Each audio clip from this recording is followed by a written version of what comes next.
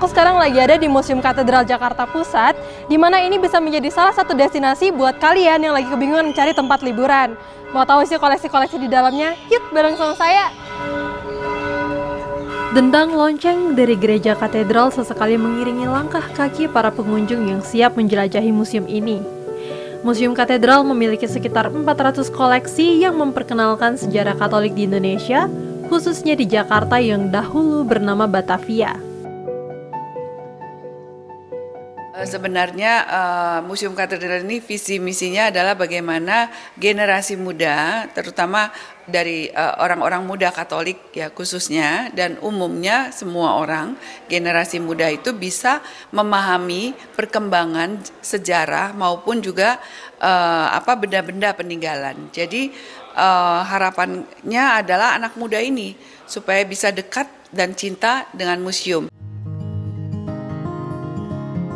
Museum Katedral menyimpan sejumlah koleksi otentik, seperti buku pencatatan pernikahan dan buku pencatatan baptisan sejak tahun 1800-an. Susiana mengatakan, buku pencatatan pernikahan dan baptisan sudah didigitalisasi. Akan tetapi, pustaka lainnya seperti koleksi buku misa berbahasa Latin belum didigitalisasi. Koleksi tersebut dipajang dalam ruangan bernama Masa Lalu dalam pustaka. Untuk menjaga kualitas koleksi museum, Susiana mengimbau kepada seluruh pengunjung untuk tidak memotret menggunakan blitz serta tidak membawa minuman maupun makanan ke dalam museum. Ya, jadi aku lagi ada di depan sebuah koleksi kuno dari Museum Katedral. Koleksi ini merupakan sebuah partitur musik yang berjudul Credo. Dari kertasnya aja kita udah bisa melihat bahwa ini merupakan koleksi orisinil. Sebelum 1965, para paduan suara menggunakan bahasa Latin ketika mereka menyanyikan lagu-lagu ibadah seperti dalam ibadah misa. Makanya, dalam partitur ini, lirik-liriknya ditulis menggunakan bahasa Latin. Oke, yuk kita melihat koleksi lainnya.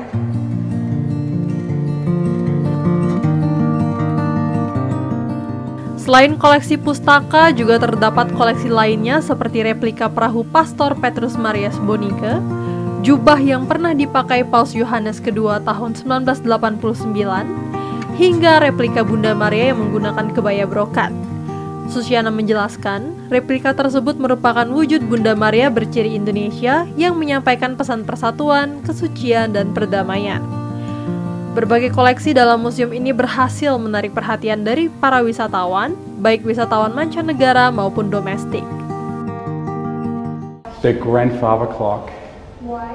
The most oldest I heard, and also the actually manuscripts of the baptisms that were on display as well. Probably the baptism book, you know, the first baptism book?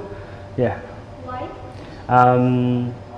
Just because it looks, the age of it, like the history of how, you know, when the baptism first started. It was very, interesting. Yang jam yang gede itu tuh.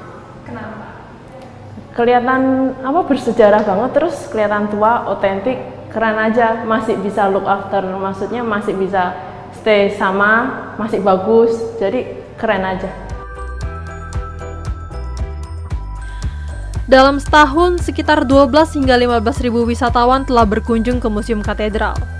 Para wisatawan datang dari berbagai latar belakang, tidak terbatas pada wisatawan Katolik. Untuk mengakses Museum Katedral, Anda dapat menggunakan kendaraan pribadi maupun kendaraan umum. Museum ini terletak hanya 500 meter dari stasiun Juanda dan 400 meter dari halte Transjakarta Juanda. Museum ini mulai beroperasi pukul 10 pagi hingga 4 sore, pada hari Selasa hingga Minggu. Para pengunjung dapat menikmati koleksi di museum ini tanpa dipungut biaya apapun. Dari Jakarta, Putu Indah Safitri, Erlangga Bregas Prakoso, Kantor Berita Antara mewartakan.